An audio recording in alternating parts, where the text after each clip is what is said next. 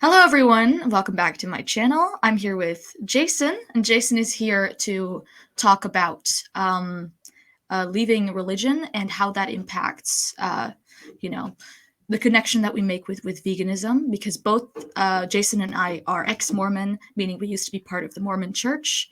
And after we left the Mormon Church, we both found veganism and saw a connection there, like between atheism and veganism. Jason, why won't you tell us something about yourself? Hey, yeah, you nailed it. So I'm Jason. Used to be a member of the Mormon Church, and I was a member for like my entire life. I grew up in the church. All my family, friends, they still believe. So it's always been something that was like tied to me, and um, I never really considered the option that it might not be true. But when I did consider that option, um, the same like pathway that led me out of the church, it sort of led me into looking at things from a more secular point of view and a more scientific point of view and a more rational point of view, and that led me to veganism pretty effortlessly. Mm-hmm. Okay. Let's start with kind of the first, like how you first were starting to find out about the truth about Mormonism. Like, where did that start for you? Yeah, so for me, it was more of um it was less sorry, it was less of a like doctrinal thing. I know a lot of people have like the history of the church when they find out about that. Um, that is what causes them to have doubts. Yeah, that was But for me. Yes. it was for you, and I Mm-hmm. think that's totally fine. But for me, it was more of I really couldn't believe that like my queer friends were um, in the wrong. Like um, Evil. evil, yeah, Yes. or at least doing something that is not correct in the eyes of God. I found it impossible to um, juggle like the goodness of God with like my queer friends' current situation. I found them like irreconcilable, sorry, kind of thing. So um, Yeah. yeah, that's kind of what caused me to look at the history a bit more. And this is around the same time where I was preparing to go on a mission. And I told myself I was going to do What is a extensive mission? research. Oh, a mission. Well, I'm glad you asked. Uh, a mission is basically a 2-year journey where members of the church um, they decide to go serve the church, or in other words, they decide to go and preach the gospel to non-members or inactive members in the hopes of them to rejoin the church. Mm-hmm. Yeah. Um, the And you the were about to go on a mission? Yeah, so I was preparing for mission, so I was saving up money. I was like trying to be as um, like pure as possible so that I could go to the temple, because at the time I had some struggles that were preventing me from going to the temple. So I was just trying to like really be as pure as possible, and Pure, yeah. do all the right Mormon things, so that I could go Yeah. serve Don't the watch Lord porn. because I was sorry. Don't watch porn. It's impure. Oh It's yeah, bad. don't watch porn, don't masturbate. I Yeah. considered myself addicted with those things, even though I would sometimes go months without relapsing. Um, and it was really like it was really detrimental to my mental health. There's a I forget if it's in like the Doctrine and Covenants, but um, or if it's in for the Strength of the Youth, which is an educational pamphlet they give to um, like teenagers basically while they're preparing. But it says like sexual Propaganda. sin is the sin next to murder, kind of thing. So um, it's the Yeah. it's the sin like right below murder, and sexual sin includes having impure thoughts, um, viewing porn, Like thinking about masturbating. sex makes Yeah, you almost thinking worse than about a murderer. sex is almost as Oh, bad as murder. Um, and to me, that was really damaging. Like I was basically pretty yeah. depressed To me, it for, was too. yeah, for like Yeah. 4 or 5 years, and then I sort of started to think that it wasn't the worst thing in the world, and that's kind of also along the same timeline of when I started questioning the church, is because I found it hard to believe that God would give people these desires and then say they're the sin next to murder, and yeah. A fun story about the whole impure thoughts thing about modesty, because women have to be modest and cover up their bodies and stuff. I asked the Hmm. bishop. We were having like a Q&A with the youth in our church, and I asked the bishop, like, why do women have to cover their shoulders? Because I get like the other areas, but why the shoulders? You know? And he said, well, first of all, because it might tempt men. And second of all, because the shoulders are technically the beginning of the breasts. Sorry, sorry. I'm gonna need a sec. Wait, what? Yeah, actually said that. I know. I know. I was 15 and he was telling me this. No, I couldn't what? believe it. I know. Oh my gosh. I know. Everything down from the eyebrows, like everything down from the eyebrows, that's where sexual sin lies. So you got to keep it all We should covered. just wear like a burqa, like like the Muslims do. And also necks can be attractive, but you don't have to cover up your necks. True. Yeah. True. I Yeah. think it's Everything is just inconsistent silly. in the Mormon church. So Hmm.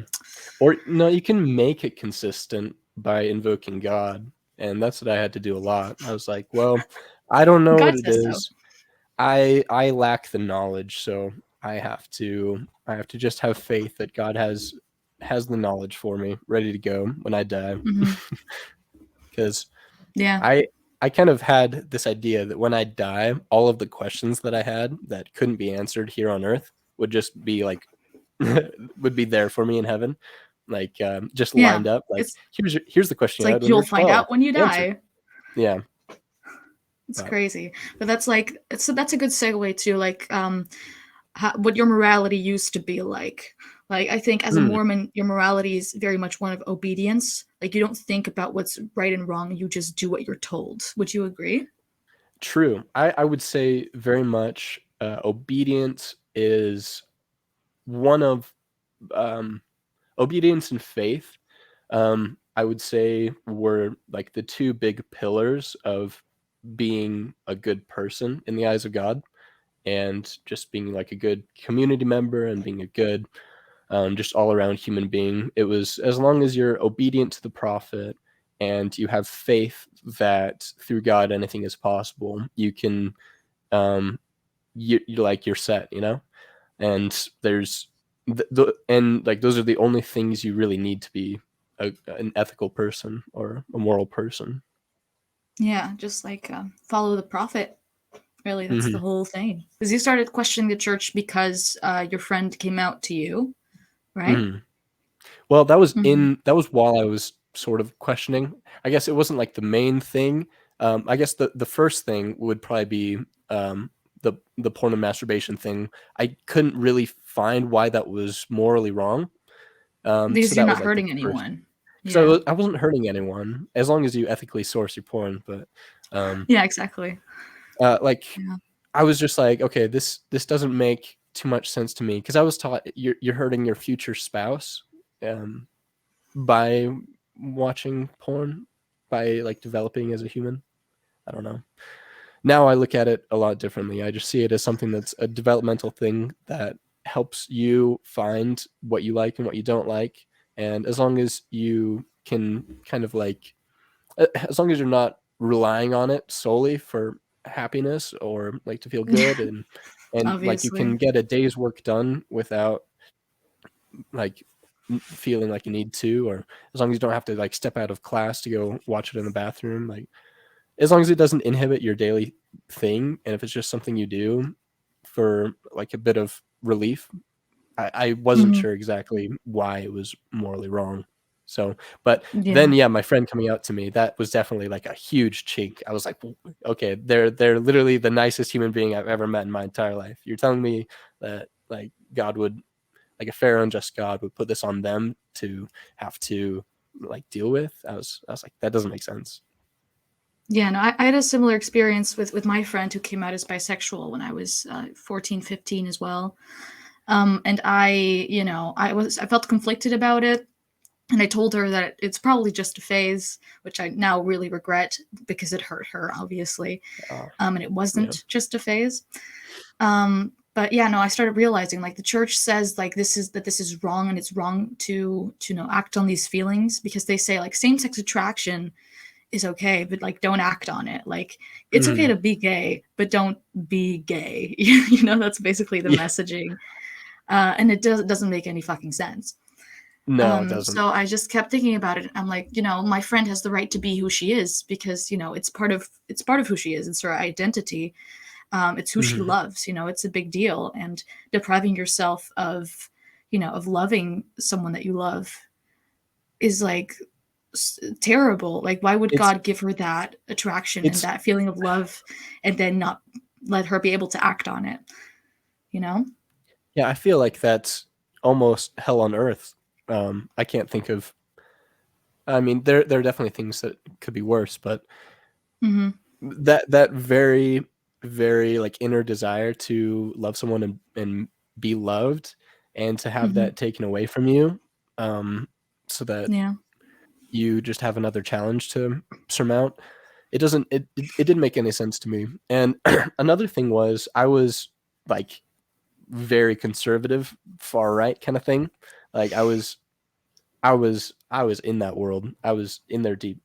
That's what Yeah. she I said. was anti-feminist too. Yeah. But it yeah. So I didn't believe that people were gay. I thought that they like chose a gay lifestyle, and Oh.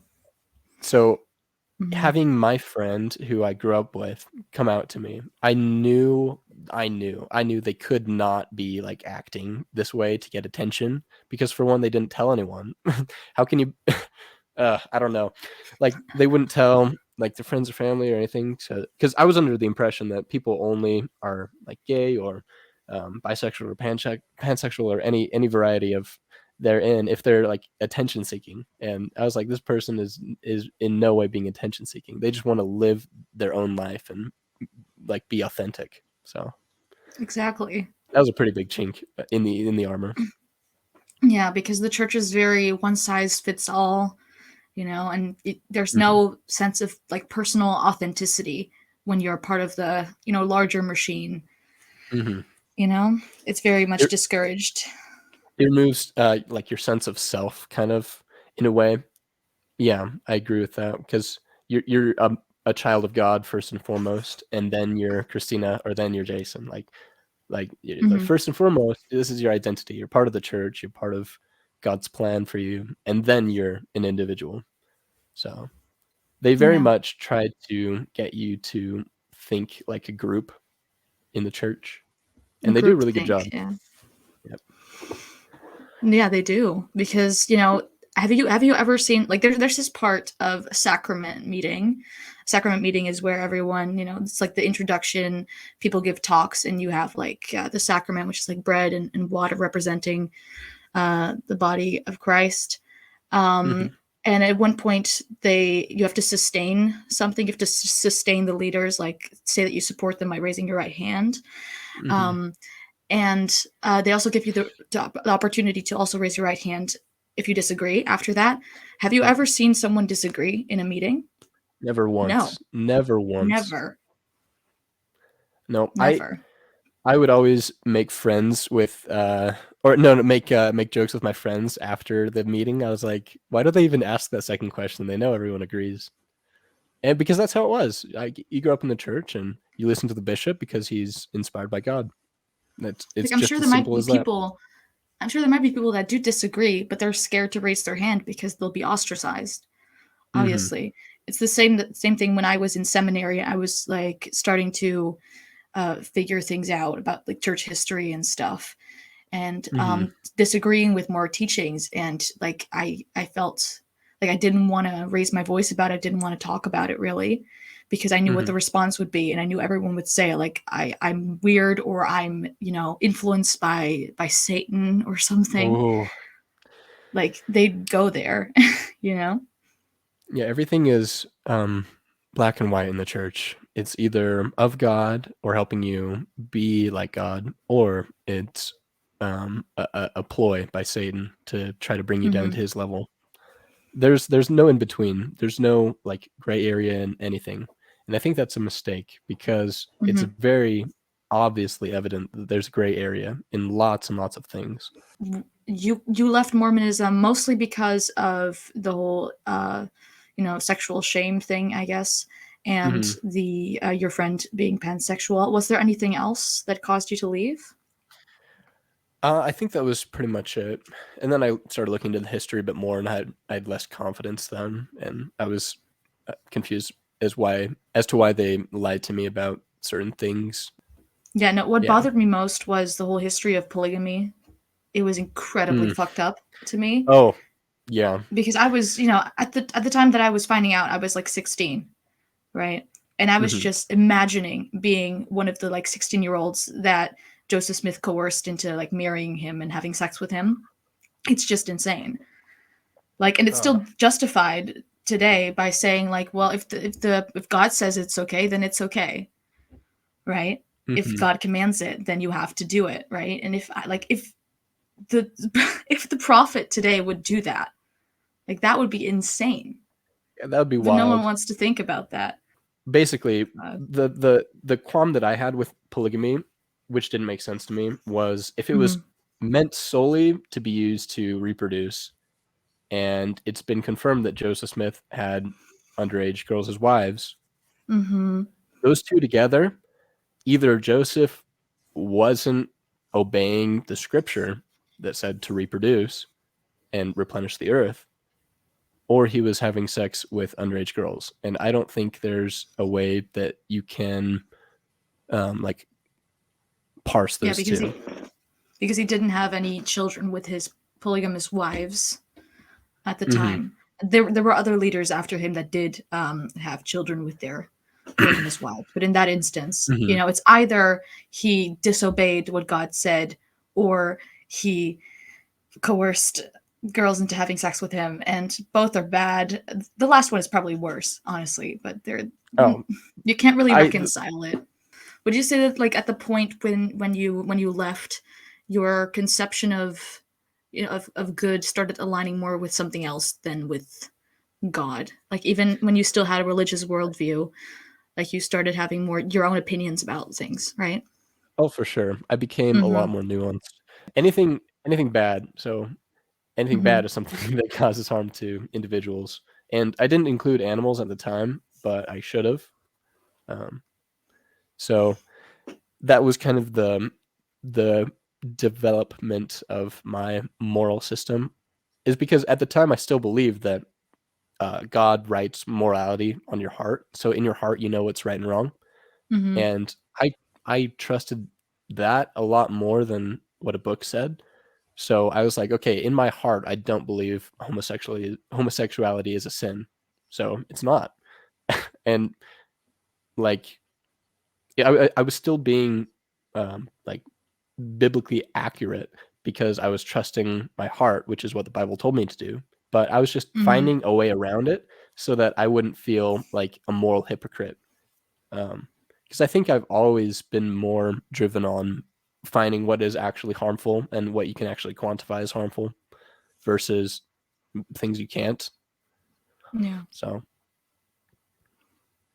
Yeah. but So your moral scope increased as you started finding out about veganism as well. mhm. Should we talk about, what Mormonism says about eating meat?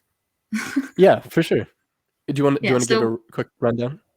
yeah. So the Mormon Church has this scripture called the Word of Wisdom, which is in the Doctrine and Covenants. And it's basically a series of health rules, basically, like what you should and shouldn't consume. And on the list of what you shouldn't consume is alcohol, coffee, tea, and anything else? Alcohol, Drugs, coffee, tea, drugs, um, just keeping your body tobacco. pure. So I think like tattoos are against the Yeah. word of wisdom, if in that sense, like your body's a temple kind of thing. Yeah, no, tattoos are forbidden somewhere else. But Are stuff they? stuff like that. Hmm. Yeah, I think it's in the Strength of the Youth as well. Oh, gotcha. Um, yeah. So it's basically a list of things that you shouldn't consume, and then there's also a brief mention of that we should eat meat sparingly, and then it specifies only in times of famine, right? And Hmm. the Mormons follow every other rule in that scripture, but the one about meat they purposefully ignore. Hmm. Yeah, because technically they should be vegetarian by that standard, but they just don't care about it. They ignore it. It's Yeah. crazy. They should be vegetarian or at least severely limiting their meat intake, not having it as like a once a day type of thing, or even 2 or 3 times a day, as a lot of Yeah. Mormon households do. Yeah, but Mormons love their meat very Hmm. much.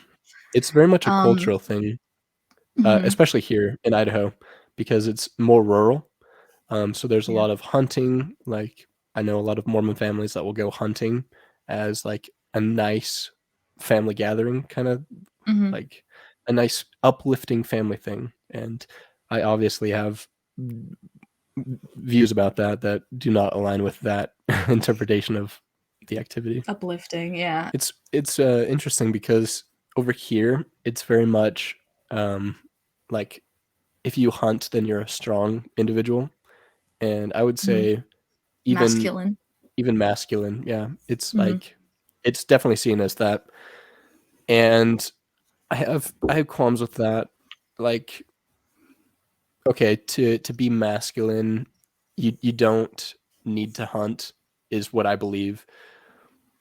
Like being masculine is more about your values and standing strong for what you believe in, and it has nothing to do with hurting individuals or causing harm. So True. I think it's I think it's an outdated version of masculine. Is like, oh, I can kill this animal, and I get the idea that no, no, no, no, you're getting it wrong because hunting is masculine because you're helping your family survive. And my point Mhm. is, you can help your family survive without causing harm to individuals when you don't have to, especially Mhm. in this day and age. So I see Yeah. it like much more masculine to have a garden or something that you get fresh veggies every now and then from. Yeah. No, definitely. Did you know, like, were you aware of the teaching? I think it was, I don't know if they still teach it, but that animals have souls in Mormonism?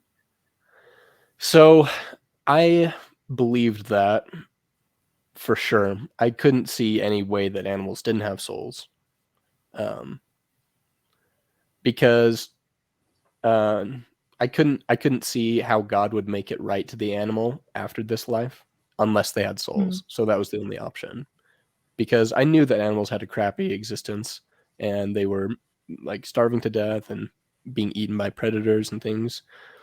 So I couldn't I had to believe that animals had souls so that God would make it up to them in the afterlife. Right. So in the sense like that it's okay for them to suffer in this life because they'll be in heaven in the next life. Yeah. Right. That's interesting because I only learned about that teaching because I knew that like when I was finding out that the church wasn't true and I found like something like that Joseph Smith had written like a talk he had given or something Hmm. about that and it mentioned that he believed animals had souls and that was never taught to me. Yeah. I guess, but Interesting. to me that would really change the idea. Like, if they have souls, like we should consider them morally, obviously, No, because that's definitely what it should be. Yeah. otherwise, religious people say like, oh, animals don't have souls, we don't have to care about them, you know. But in Mormonism Hmm. specifically, it would be like that. That's not an argument you can make because if they'll go to heaven, right? Hmm. Um, you'll be confronted with all the animals that you killed and ate during your lifetime. Oh That's going man. to be a bit awkward, I think. Oh yeah. That is if they go to the Yeah. same heaven, because I believe there Oh, was like right. 2 separate heavens or whatever. There's like one for people There's and one three for animals. levels of the celestial kingdom. Yeah. Oh, that's Yeah. true. I don't want to. Yeah, but no, that's interesting because the way I see it is animals having a soul is the only loophole you can have to where it would be okay to treat them like we do.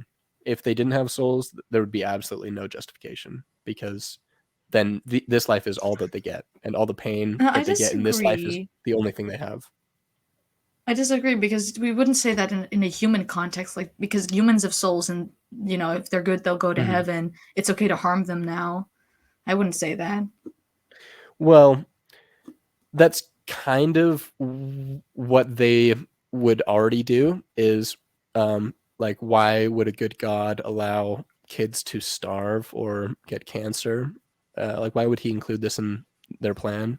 They would say, well, because they're going to heaven, they have um like God will make it up to them somehow because God is perfect. So his morality is perfect. And though we Mm, might not know why it's fair for them to be treated that way, all things will be made known in the next life. So the way I saw it yeah. was the next life is the way to make whatever is going wrong here um, all okay in some ways.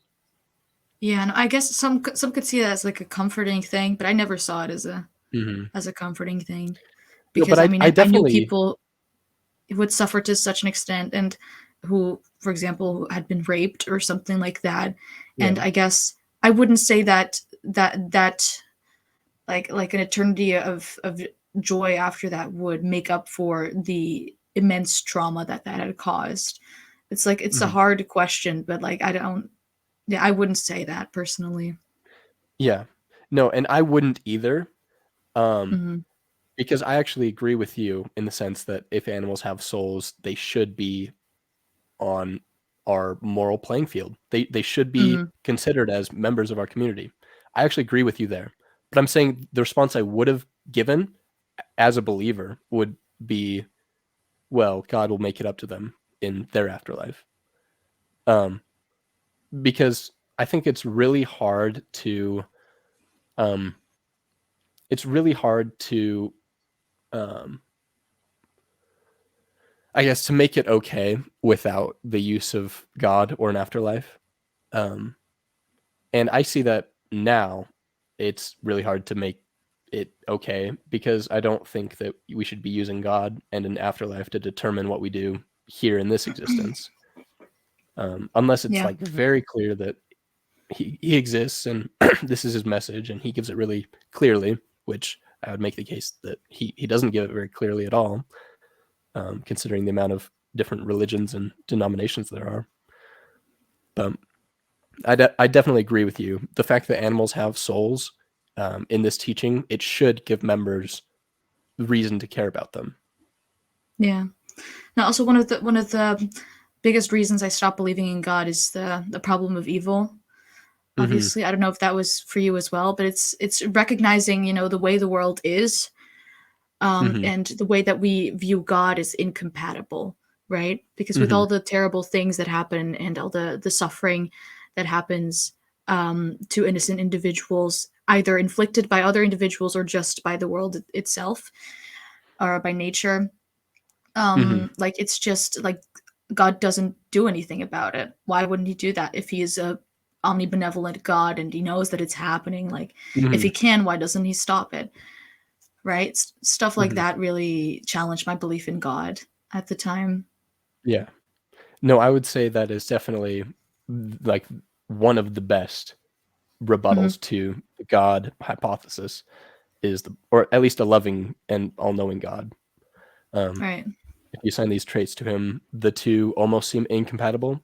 There is a way you can make them compatible, which is you can say, well, our version of good and bad is ultimately different than God's because he is perfect. So what we think is Mm, good and what God thinks is good are two different things.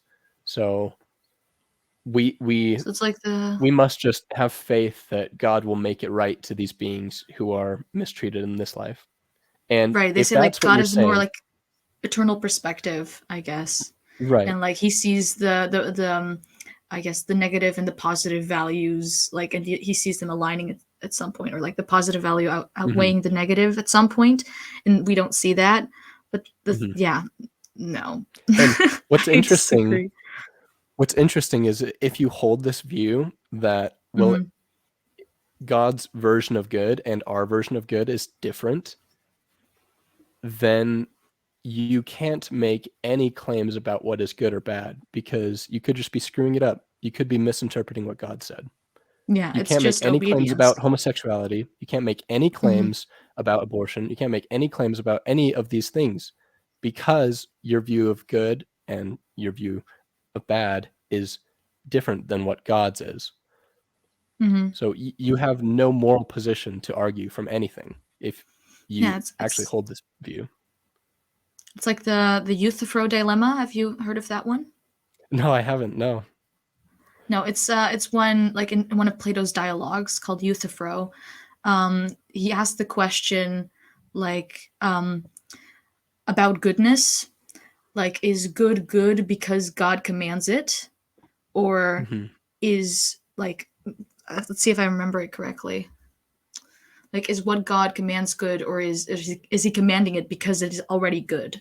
You know, so Ah, is what he does the definition of good, like everything he commands is automatically good, or he's drawing from like a higher moral source, I guess, or truth.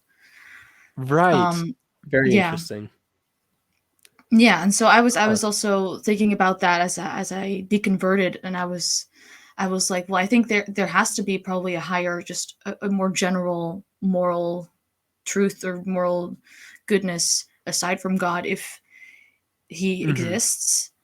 That's a really But good yeah, it was observation. interesting to think about for sure. I think Mhm. there's a humility in just saying I don't know. You know, Mhm. because when you're Mormon, you're like, oh, I know everything. I know how the world was created. I know how it's going to end. I know everything in between. You know, there's barely any questions, and you're very Mhm. confident about how the world is and why it is the way it is. But in reality, it's like we have no fucking idea, and that's Mhm. okay. But we have to admit that we don't know. You know, which there's also a beauty in that and an honesty in that I really respect in people. Mhm. What I think is interesting is the idea of, well, I don't know, but I know that God did it. Like, I know that Oh, like, I just find yikes. that like a really poor epistemological, like, point to stand on is Oh like, God. well, I don't know, but I know for sure it was God. And Don't start also, with like Mormon epistemology. also, like, Oh. the idea that I know is such a common phrase in Mormon theology. It should tell you something about it because they throw around knowledge and truth way too carelessly. Like, Hmm. after I left, I realized just how precarious those things are, and Yeah. I do think there is the truth. Like, I don't believe in your truth, like, so to speak. I think there's the truth of, like, what actually is happening, but I think we can be closer or farther away from finding out the truth. And I don't think anything furthers the truth by claiming that you know what the truth is. At No, best, I can exactly. say I Because believe. I believe, or you know, I'm pretty sure, or I'm pretty evidence sure. indicates that Hmm. stuff like that. But it's just technically everyone's agnostic. You know. Right. At least Yeah. that's the most Because honest place to be. yeah, I mean, you can say like I don't know, but I believe something, right? But Hmm. Mormons like automatically go to like I know that this is true, and there's no other way it could be.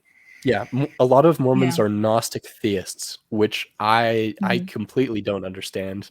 Like, even when I was Mormon, I guess I was a Gnostic theist for a while, but look how that turned out. So, I No, mean, I was also identified as like a deist, I guess, for a couple mm, months after leaving Mormonism, because at that point I didn't believe that God really intervened in the world anymore because there was no sign that he did. but didn't then make any difference whether or not it was it or started like yeah. devolving into like a sort of pantheism, like maybe the universe is God or something, or God is more abstract than like an actual man with a body of flesh. Yeah. Yeah, living on the planet Kolob. Yeah. So like that, but at that point it just started slipping and slipping because it started just making no sense. And it's like at some point I don't know, and it's fine if I don't know. And like, if there's no evidence of an afterlife or a God, then there's no point for me personally to believe in that, and I should just try to live my life the best I can. Yeah. No, absolutely. Mhm. Absolutely. I think that is a wonderful place to be. So tell me about like what information you came across that first made you think about veganism. It was for sure Cosmic Skeptic, because Mm, I really liked his ideas about atheism and gods, and I'd probably yeah, me watched too. almost 100 hours of his. Just and also Genetically Modified Skeptic. He was super cool. He Mm-hmm. didn't really present the veganism argument, or at least from the videos that I saw. He may have, but I just haven't seen that. But I always thought they were like super cool people. And so yeah, Cosmic Skeptic. And then I saw the Earthling Ed interview, and I'm like, Earthling Ed is awesome. Like Yeah. I think he he tells the truth like very clearly, very concisely, just as simple as it can be. And so I had a lot of respect for him. Interestingly, at the time, I thought Earthling Ed's epistemology was worse than Alex's, but now that has changed a lot. Where I'm like, every individual who can feel has the right to at least not be inflicted like harm, Mm-hmm. basically. But Yeah, because it's also like Cosmic Skeptic made this video called Christianity's Biggest Problem, hmm and he said that the biggest problem is wild animal suffering. hmm And I saw that, I was like, wait, he actually really has a good point. hmm Because it's like the problem of evil, but like an extra step, because all right, the theodicies that you can make against the problem of evil when it comes to like when humans are involved, you can't do that with hmm animals because animals, well, they're not like part of God's plan. They don't necessarily have souls, you know, right, hmm and they have this capability, this ability to suffer instilled into them. For what? And right, then they just suffer immensely just because of how nature inherently works, when God hmm could have created a different kind of world in which nature isn't that cruel, right. Where right? they Which eat is different foods or things like that. where like where all the animals are herbivores, for example, or hmm something like that, or And they just just have God limited could have probably thought reproduction. of a better a better world, If and humans like can that think of a better also. world, then an all-knowing God sure as Exactly. hell can. Yeah. That's kind of where So I'm that lying. was a huge source of doubt for me. And that's also what kind of was my first step to veganism, was like, hey, wait, animals suffer and I don't want them to suffer. Because even I was like, when I first made the shift, I was talking to myself. I was like, okay, if Earthling Ed went ex-vegan or anti-vegan even, would I stop being vegan? And the answer is no. I would only stop being vegan if I found out that animals weren't harmed for products that I would buy. And I don't think that's ever going to happen, because I think there's always harm Right. in exploitation.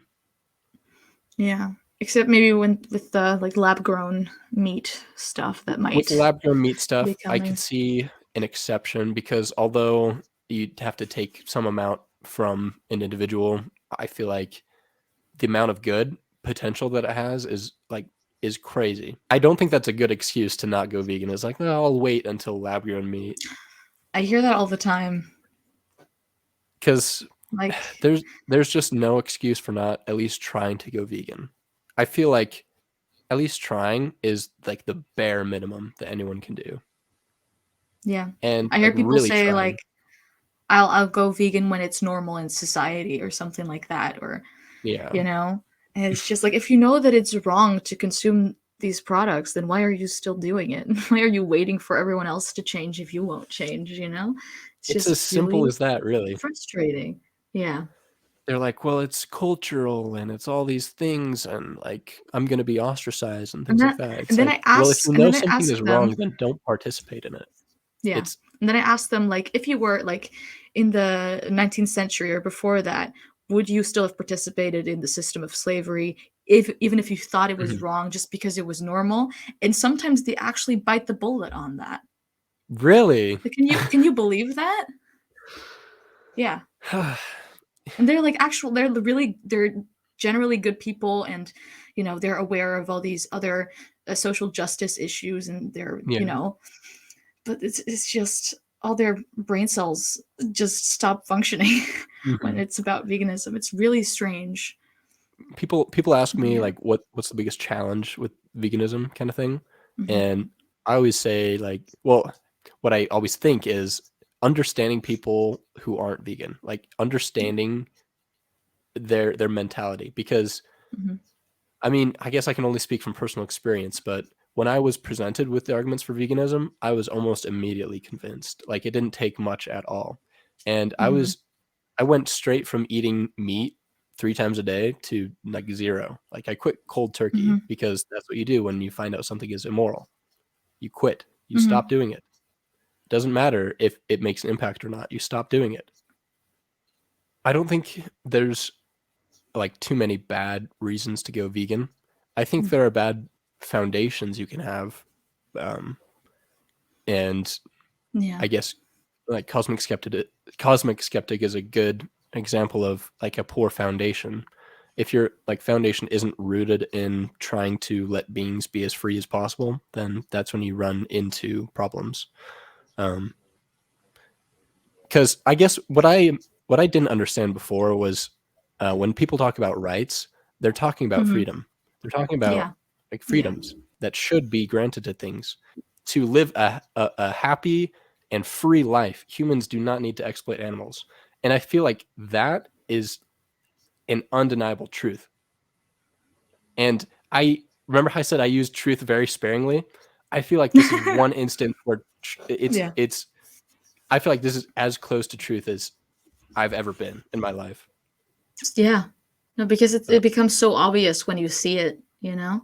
mhm, Yeah. yeah. When you went vegan, how did your family and friends react? So my family were actually pretty supportive. Really? Like I went I went vegan shortly before Thanksgiving, like maybe a month before. And I went over to their house for Thanksgiving, because I still love my family and we don't get to spend a lot of time together anymore. It's mainly on holidays. I don't think there's not any tension, um, but that could be because we just don't talk about it.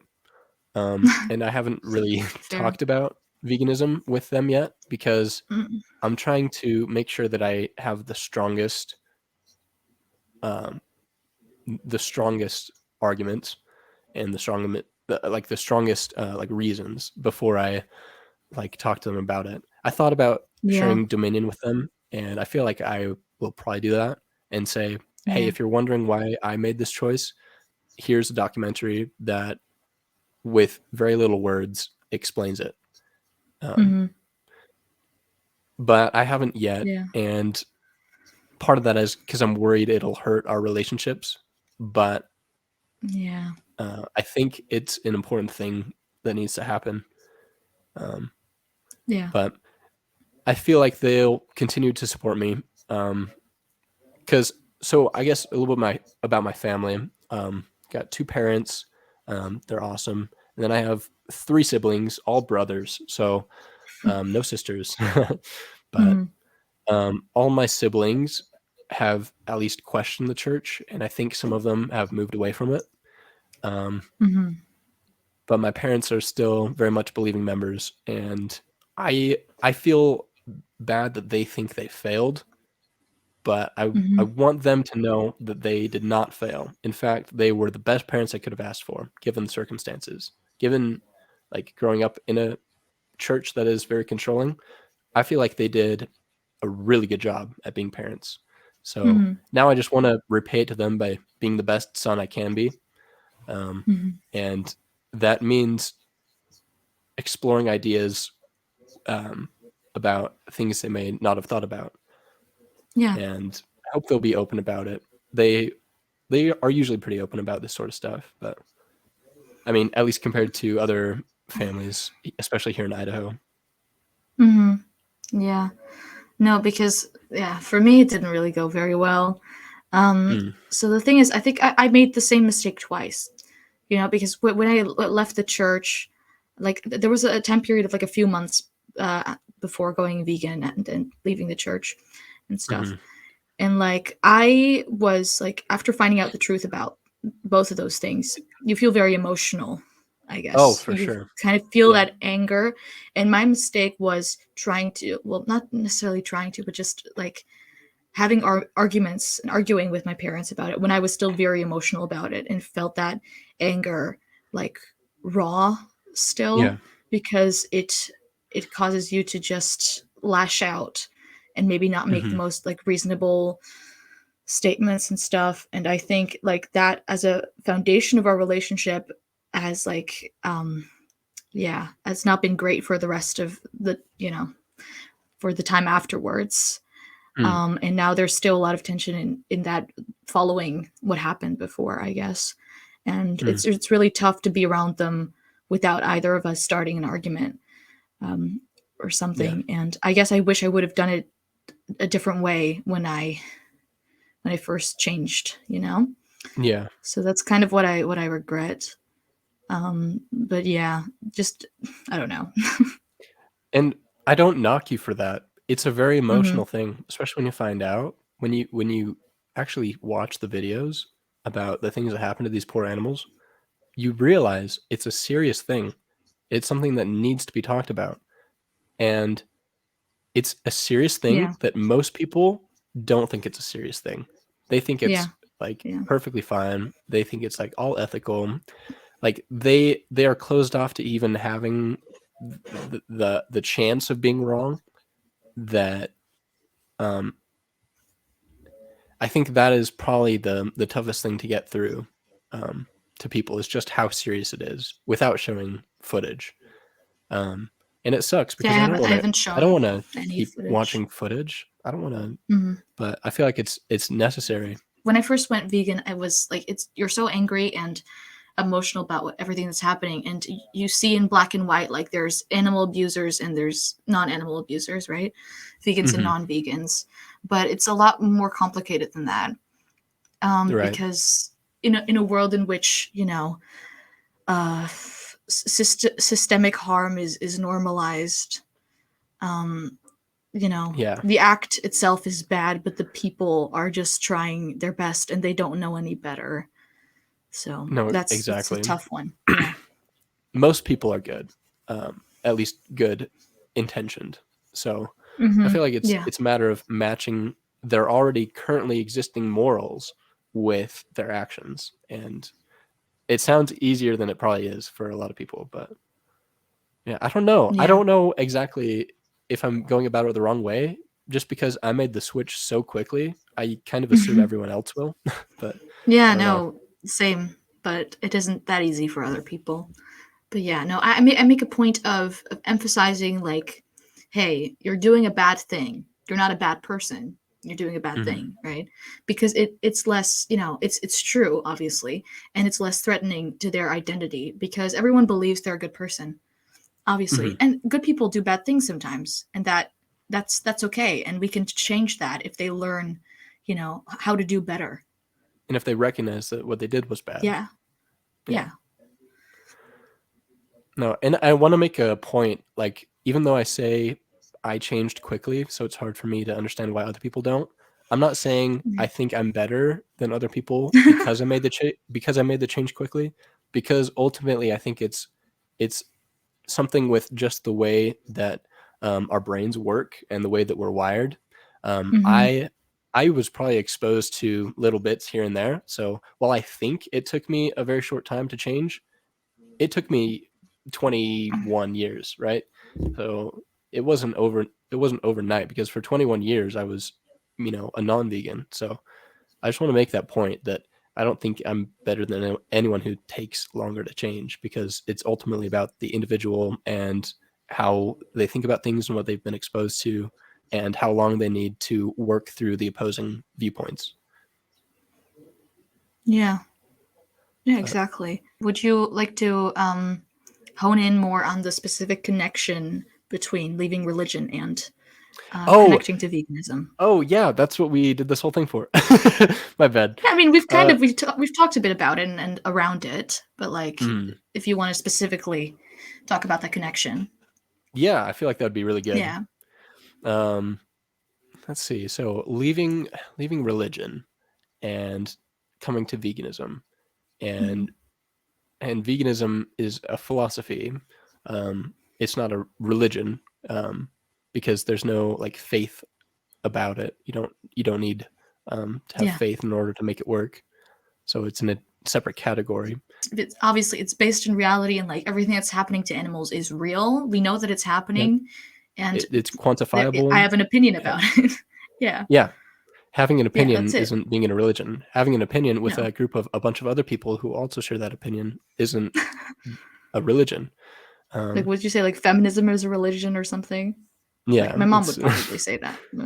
I mean, maybe But yeah. it's.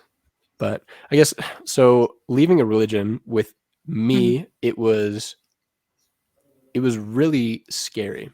I remember the first moment where I allowed myself to recognize that I didn't believe anymore, and to actually say it out loud. I don't believe. I And remember that too. that was a scary, scary moment. It was Um, terrifying. and it was Yeah. scary for a lot of reasons, like a lot of social reasons, but also it was scary from like, what do I do now? What do I do now that everything that I thought that I knew has been stripped away from me? Yeah, because you have no Um, basis for anything anymore. Like, your whole worldview has fallen apart. yep, Like, it's yep. terrifying. Yeah. I had no basis for anything. All that I knew is that life is short and I want to be a good person. Basically, why veganism is so tempting from a logical perspective, if you have no moral basis, um, it's because um, you recognize that life could have given you a different hand, that you're like being the conscious individual, you could have taken the shape of a human, you could have taken the shape of a chicken, you could have taken the shape of a cow, right? Being conscious, I just happened to get really, really lucky with the Hmm. time that I ended up in, and the body that I ended up in, and the family that I ended up in, and all of this stuff. I got really, really lucky. So, from a logical perspective, if I wanted more sentient beings to end up being lucky, the thing to do is change the game. The thing to do is change the way Yeah. that reality is played, so that whether or not you are born a chicken, a cow, anything, however that sentience takes shape, you at least have the chance to experience freedom and happiness. And I think Hmm. that shift was like so powerful to me. And that's kind of been my Hmm. experience. Yeah. No, I agree, and I think that that's rooted in empathy for the most Hmm. part, and it's technically For rooted sure. in a it's sort of a Christian, I guess, principle of like, do unto others as you would have them do unto you.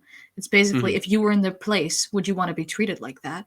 And that definitely applies when it comes to veganism. And I guess I was just more consistently extending the values that I already learned as a Christian before. Yeah. That Yeah. is, that's a way more concise way of saying it than what I said.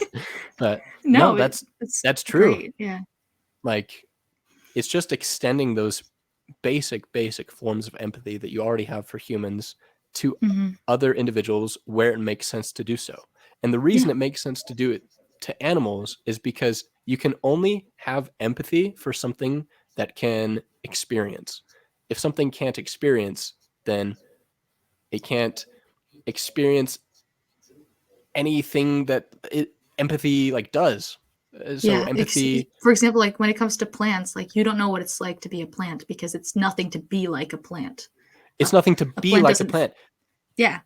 That is a good way A to say plant it. doesn't experience or feel anything, so you can't feel or experience what it's like to be them. If something didn't have an experience, it wouldn't matter because that thing wasn't experiencing itself. Like in a universe without sentience, there would be no morality. Sentience is the foundation of all morality. So when Yeah. people say, why do you draw the line at an arbitrary point, which is like sentience or It's consciousness? not arbitrary. It's not arbitrary because it is the bare minimum anything can have to experience any kind of emotion or anything. It's not an arbitrary thing. So Yeah. No, it's all yeah, about empathy. I think that's Yeah. true. It's all about empathy and what can be what you can be empathetic towards. Like those two Mm-hmm. things create like the best morality that we can create, in my opinion. I feel Yeah. like it's as close Yeah. as we can get to truth. Because Sorry. veganism is basically going from seeing animals as something to seeing them as someone. And that Hmm. is the fundamental shift that Exactly. happens. All right, I love talking about this stuff. Huh, I haven't me gotten too. to like at all with any of my friends really. You can talk to me whenever you want. Oh, cool. I Yeah. might take you up on that. Yeah. It'll be fun. Yeah. Sure. Oh, we'll keep But in I wasn't touch. expecting to find someone who used to be Mormon who's also vegan, and I was like, hey, this is kind of cool. Yeah, sort of the No. same Yeah. background. Very rare. I think you can argue for veganism from both like a Mormon perspective and an atheist perspective, like any perspective Exactly. really. And that's what I was going to Yeah. like hope we touched on was Hmm. veganism isn't atheist exclusive. Like it Yeah. isn't it isn't it isn't like that. It's purely about recognizing that these beings are suffering and you don't want that to happen in Hmm. this life, so don't contribute to it. And it's as simple as that, really. For most Yeah. people it should be like that. But the problem is people get wrapped up in culture and they don't see it as a wrong thing because no one else that they know sees it as a wrong thing. Hmm. So when everyone around you is saying something is right, it's really hard to actually be convinced of the opposite unless the evidence is so overwhelming, which I feel like for veganism it is. The evidence is overwhelming Yeah. such that I don't have any vegan friends. I don't have any vegan family. I don't have any. This is the first conversation with a vegan I've had in my lifetime, and I still decided to Wow. be a vegan.